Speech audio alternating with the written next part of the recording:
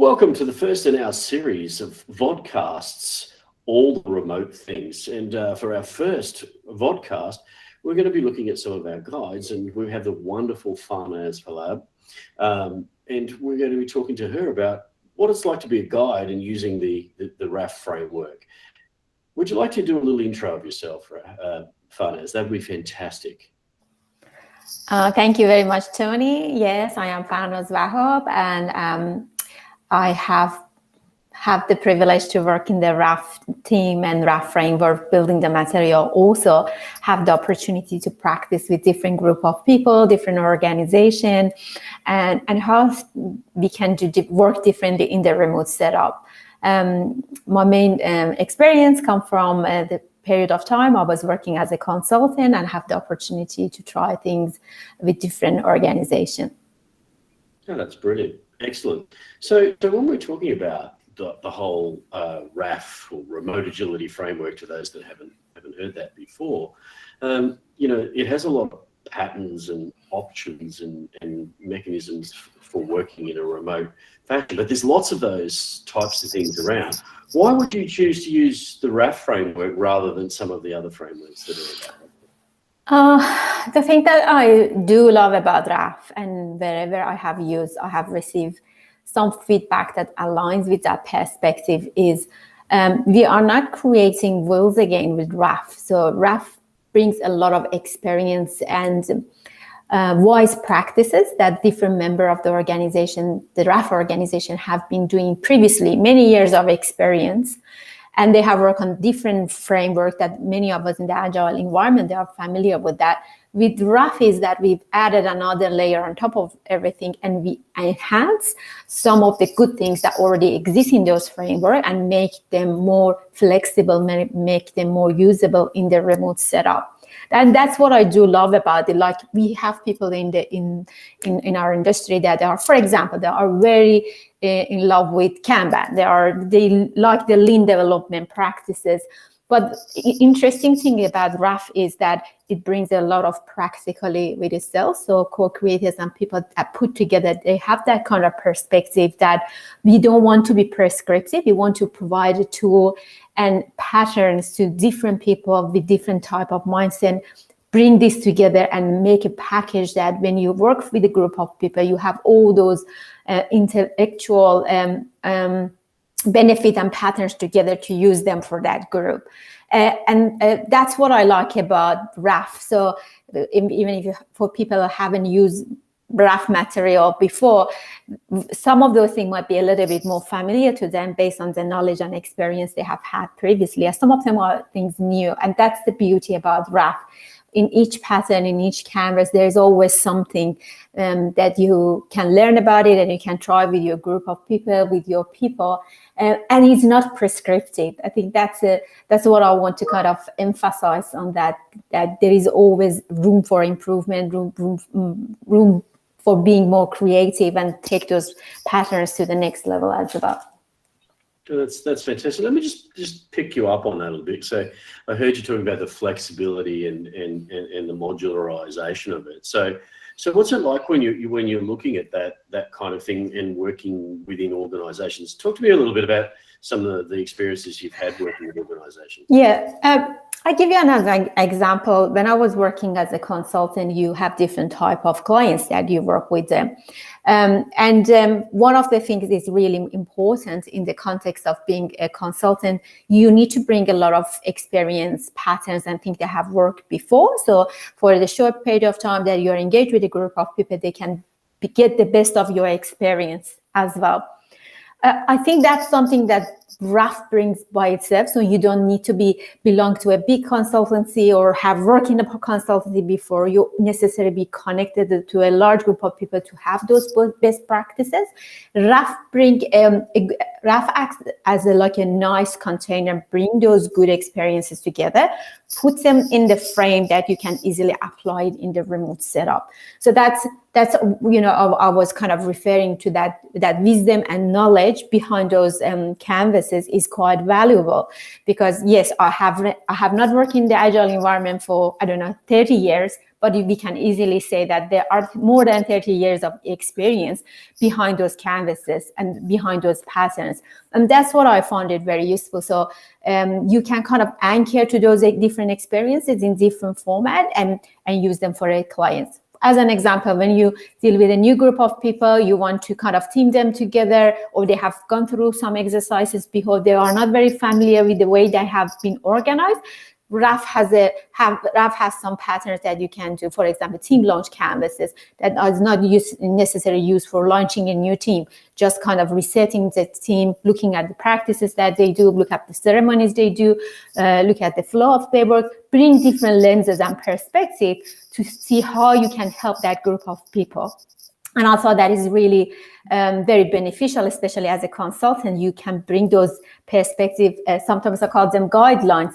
So you are aware of them. You don't necessarily need to all of them for every group that you work, but RAF provide that big container.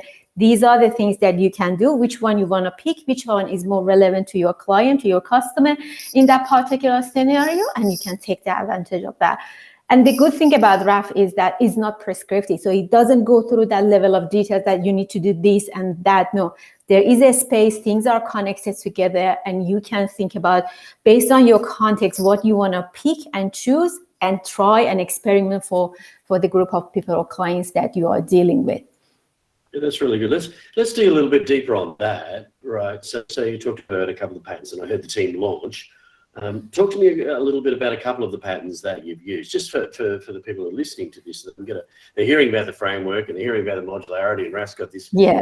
What are some of those patterns that you've used and that you tend to continue to use? Yeah, team launch canvas. I think there are a lot of stuff that in RAF we call them canvas, but I think the pattern is a better name. That when you are dealing with a group of people or system of work, there are different perspectives that you can bring to that group and ensure that they are set for success.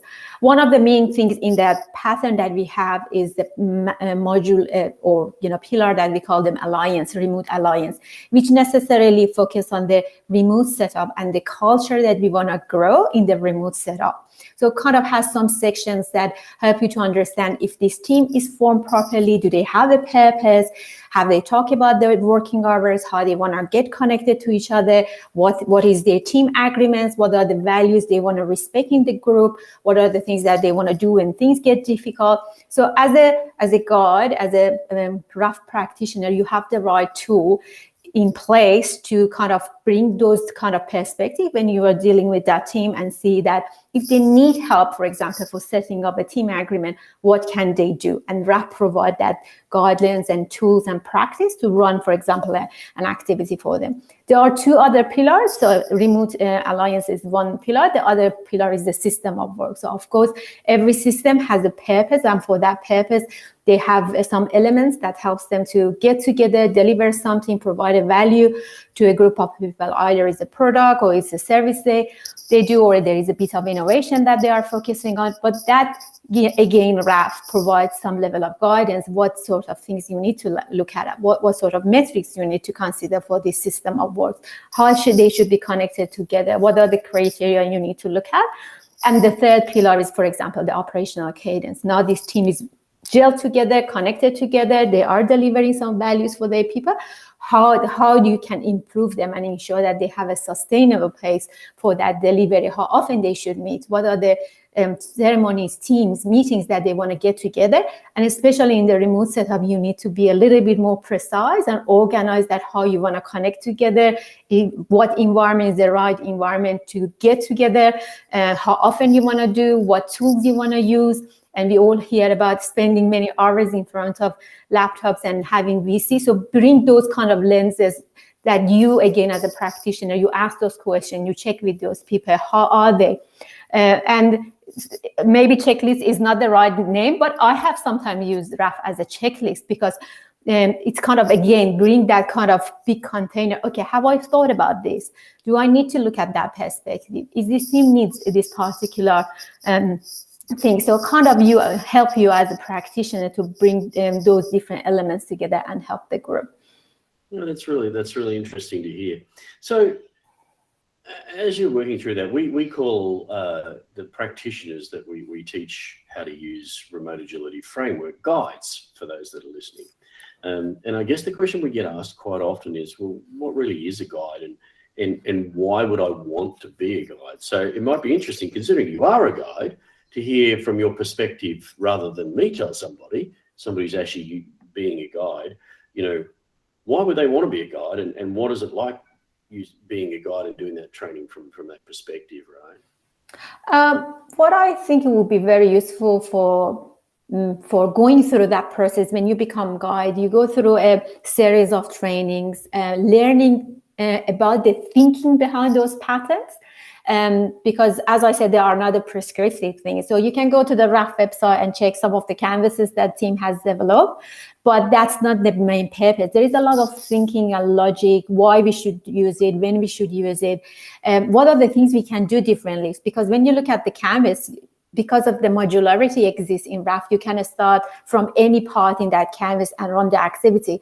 But when you go through the training, you will be exposed to ideas and scenarios that how you should run it based on different scenarios. You might even run one particular canvas in a different way. Even in what scenarios that canvas be very helpful. And the other thing that I find very useful is the conversation happens during those training series. That is not just a kind of showing people, okay, this is the book, these are the tools that you can do, and leave them. There is a lot of powerful conversation happens during the training and after the training. When you become part of the community, you can benefit from what others are doing. And the RAF canvases and patterns are evolving every day. So I can say like what team has built 6 months ago, how much it has evolved based on the usage in different industries by different guides.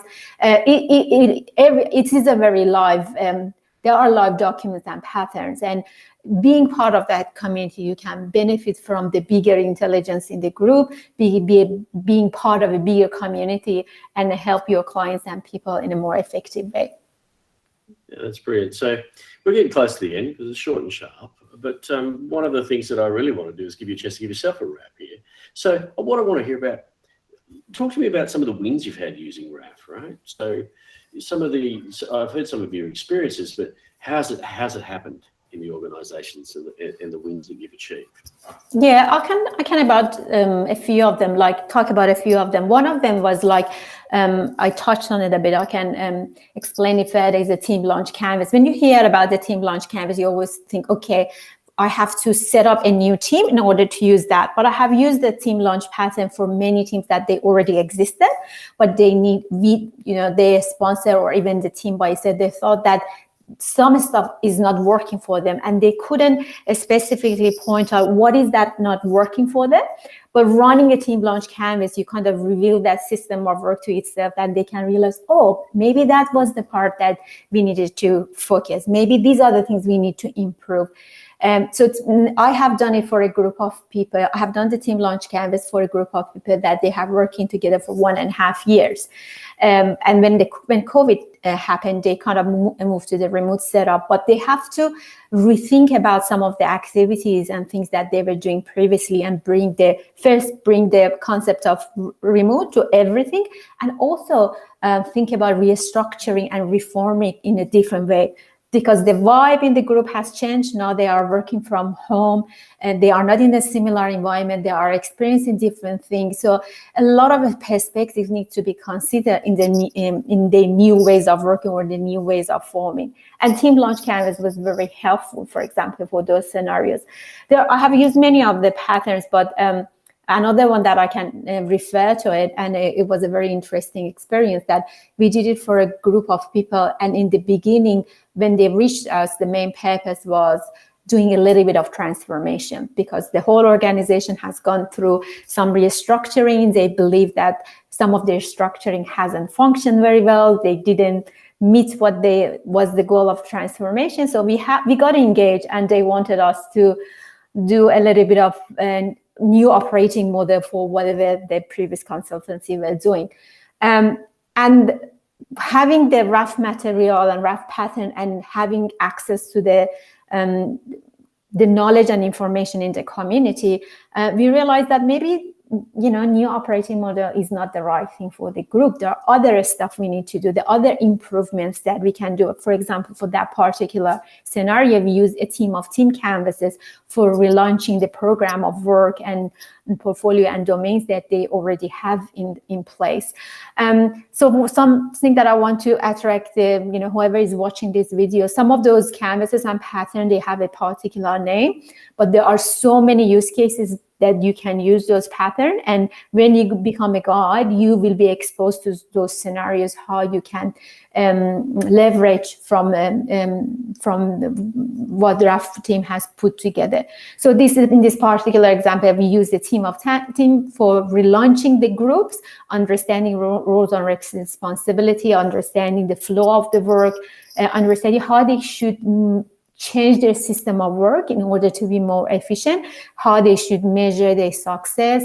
And we had a very good feedback regarding setting a new cadence with the group, again, in the remote setup, how they should purposefully design their operating model and work together, and ensuring that leadership is more engaged. We have lots of good scenarios using the leadership canvas to bring a level of awareness that how the leadership team make decision, should they make decision about all those topics, how they can delegate to the other group. And again, using the leadership canvas provides good guideline. What are the perspectives you need to understand? What are the things that you can consider with this group? You may not need to use all of those boxes, all of those activities.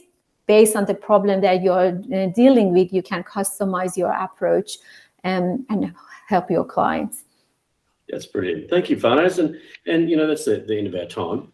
But I'd like to thank you for being part of our first of the series of all the remote things. For those that are listening, you can find all the remote things, and you can find all the things about remote on remoteaf.co. So I'm Tony from remoteaf.co, and thank you for joining us.